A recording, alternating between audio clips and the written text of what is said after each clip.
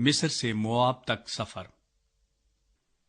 جب بنی اسرائیل موسیٰ اور ہارون کے ماتحت دل باندھے ہوئے ملک مصر سے نکل کر چلے تو ذیل کی منزلوں پر انہوں نے قیام کیا، اور موسیٰ نے ان کے سفر کا حال ان کی منزلوں کے مطابق خداوند کے حکم سے قلم بند کیا۔ سو ان کے سفر کی منزلیں یہ ہیں۔ پہلے مہینے کی 15ویں تاریخ کو انہوں نے رامسیس سے کوچ کیا۔ فسح کے دوسرے دن سب بنی اسرائیل کے لوگ سب مصریوں کی آنکھوں کے سامنے بڑے فخر سے روانہ ہوئے۔ اس وقت مصری اپنے پیلوٹوں کو جن کو خداوند نے مارا تھا دفن کر رہے تھے۔ خداوند نے ان کے دیوتاؤں کو بھی سزا دی تھی۔ سو بنی اسرائیل نے رامسیس سے کوچ کر کے سکات میں ڈیرے ڈالے، اور سکات سے کوچ کر کے ایتام میں جو بیابان سے ملا ہوا ہے مقیم ہوئے۔ پھر ایتام سے کوچ کر کے فی ہخیروت کو جو بال صفون کے مقابل ہے مڑ گئے، اور مجدال کے سامنے ڈیرے ڈالے۔ پھر انہوں نے فی ہخیروت کے سامنے سے کوچ کیا اور سمندر کے بیچ سے گزر کر بیابان میں داخل ہوئے، اور دشت ایتام میں 3 دن کی راہ چل کر مارا میں پڑاؤ کیا، اور مارا سے کوچ کر کے ایلیم میں آئے، اور ایلیم میں پانی کے 12 چشمے اور کھجور کے 70 درخت تھے۔ سو انہوں نے یہیں ڈیرے ڈال لیے، اور ایلیم سے کوچ کر کے انہوں نے بحر کلزم کے کنارے ڈیرے کھڑے کیے، اور بحر کلزم سے چل کر دشت سین میں خیمہ زن ہوئے، اور دشت سین سے کوچ کر کے دفقہ میں ٹھہرے، اور دفقہ سے روانہ ہو کر الوس میں مقیم ہوئے، اور الوس سے چل کر رفیدیم میں ڈیرے ڈالے۔ یہاں ان لوگوں کو پینے کے لیے پانی نہ ملا، اور رفیدیم سے کوچ کر کے دشت سینا میں ٹھہرے، اور دشت سینا سے چل کر کبروت ہتاوا میں خیمے کھڑے کیے، اور کبروت ہتاوا سے کوچ کر کے حسیرات میں ڈیرے ڈالے، اور حسیرات سے کوچ کر کے رتما میں ڈیرے ڈالے، اور رتما سے روانہ ہو کر ریمون فارس میں خیمے کھڑے کیے، اور ریمون فارس سے جو چلے تو لبنا میں جا کر مقیم ہوئے، اور لبنا سے کوچ کر کے ریسا میں ڈیرے ڈالے، اور ریسا سے چل کر کہیلاتا میں ڈیرے کھڑے کیے، اور کہیلاتا سے چل کر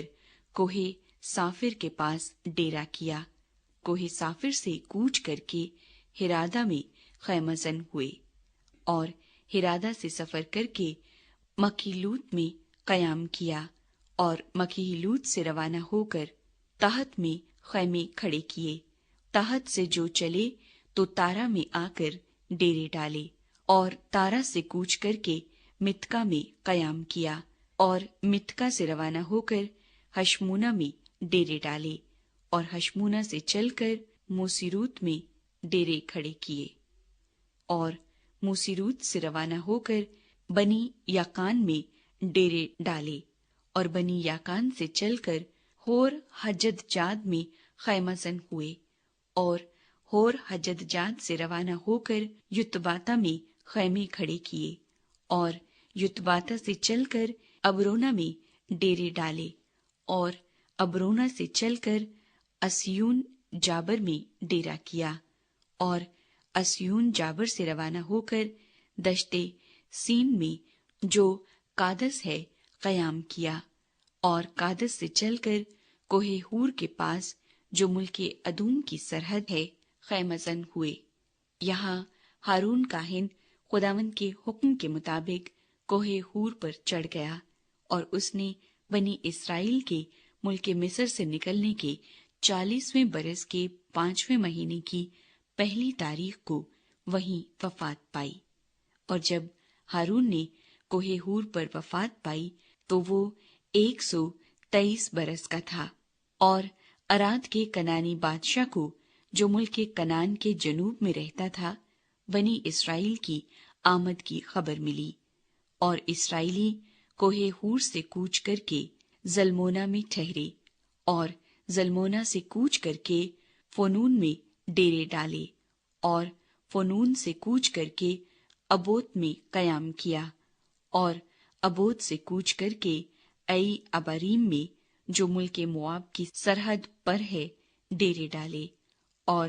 اییم سے کوچ کر کے دیبون جد میں خیمہ زن ہوئے، اور دیبون جد سے کوچ کر کے المون دبلا تائیم میں خیمے کھڑے کیے، اور المون دبلا تائیم سے کوچ کر کے ابریم کے کوہستان میں جو نبو کے مقابل ہے ڈیرا کیا، اور ابریم کے کوہستان سے چل کر مواب کے میدانوں میں جو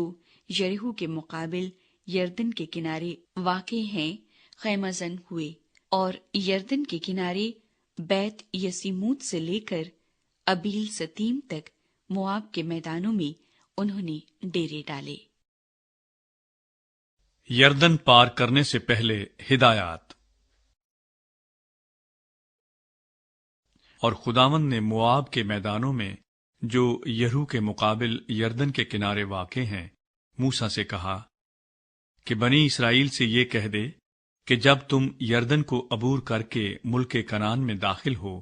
تو تم اس ملک کے سب باشندوں کو وہاں سے نکال دینا، اور ان کے شبیہ دار پتھروں کو اور ان کے ڈھالے ہوئے بتوں کو توڑ ڈالنا، اور ان کے سب اونچے مقاموں کو مسمار کر دینا، اور تم اس ملک پر قبضہ کر کے اس میں بسنا، کیونکہ میں نے وہ ملک تم کو دیا ہے کہ تم اس کے مالک بنو، اور تم قرعہ ڈال کر اس ملک کو اپنے گھرانوں میں میراث کے طور پر بانٹ لینا۔ جس خاندان میں زیادہ آدمی ہوں اس کو زیادہ، اور جس میں تھوڑے ہوں اس کو تھوڑی میراث دینا،